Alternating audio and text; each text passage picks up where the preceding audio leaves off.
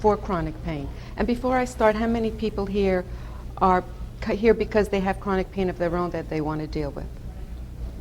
Okay, good. And how many people are here because they want to work with people with chronic pain or are working with people with chronic pain and want some help with that? Okay, very good.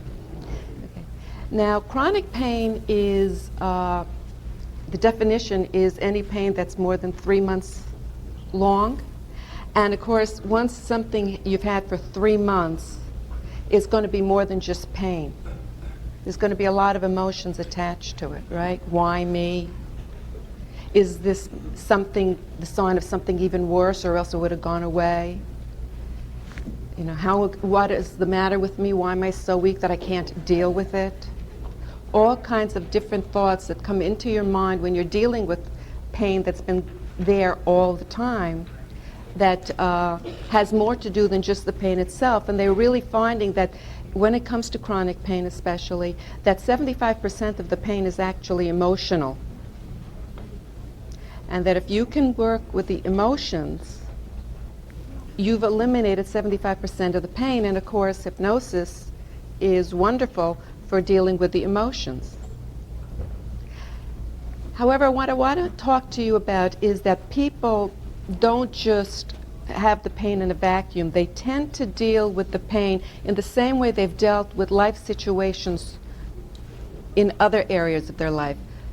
And so if they tend to be an anxious person, they're going to be anxious about the pain. If they tend to be a kind of a depressive kind of person, which means they tend to have negative thinking, they're going to react in a negative way with depression about the chronic pain. If they tend to be kind of a person who is angry, then they're going to be angry about the fact that they've got chronic pain.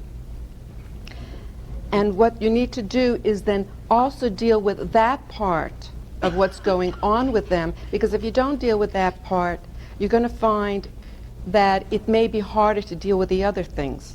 Now, there's a lot of very good techniques for dealing with pain, and I've gone to many of these seminars, and I'm sure you have too, and they're really terrific.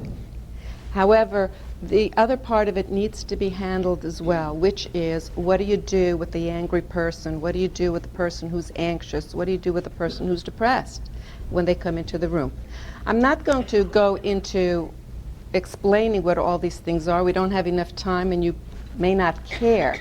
However, there are certain ways that you need to deal with these people who come in with these issues that will make it easier for you to help them.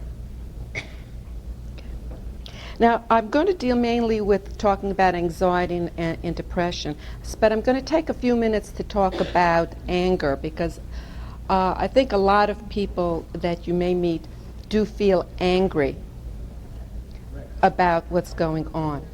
And so what I want to tell you about anger is that anger is a secondary emotion. We consider, as I'm a psychotherapist, my background, we consider anger a secondary emotion. Now, what does that mean, a secondary emotion? Yes? It covers another feeling. People feel safer expressing their anger. Exactly. It's a secondary emotion. There's another emotion lying underneath, and people are expressing the anger when there's actually another emotion going on at that time. And it could be fear, it could be the anxiety and the depression, it could be shame, it could be guilt, it could be all different emotions